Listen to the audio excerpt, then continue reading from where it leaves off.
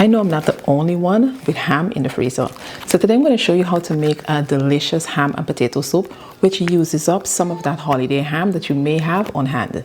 Just after Christmas, I vacuum sealed some of the ham and I did it into smaller parcels so I can just grab a little bit as I needed.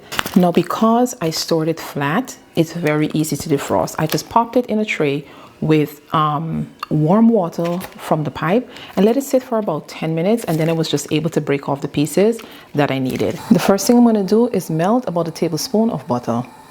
Now that the butter has melted, I am going to add in onion that I finely diced. I'm also going to add in celery, and I am going to add in minced garlic. Now give this a good stir. And this is going to cook for just about 3 minutes or so, just until the onions and the celery begin to soften. Now, once the onions have sauteed, it's time to add everything else. You're going to add in the diced ham, the diced potatoes.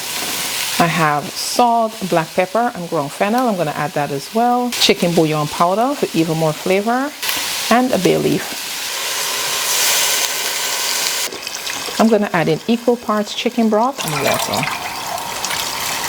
Give it a good stir and then allow this to come to a boil. And that's how simple this is. At this point, we're just going to bring it to a boil and allow it to simmer until the potatoes become soft. So I want to thicken this a little bit, and I don't necessarily want to add, I want to keep this soup still light. So I'm going to take out some of the potatoes because the potatoes have begun to soften.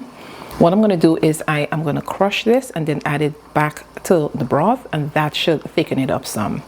I'm also going to add a little bit of milk to add some richness. Give it a little stir and let this continue to simmer just until it starts to thicken. This is thick enough for me. I do want it to be a little brothy still. I'm going to turn off the heat and then just finish it off with some fresh parsley. And as you can see, this is still a very light soup.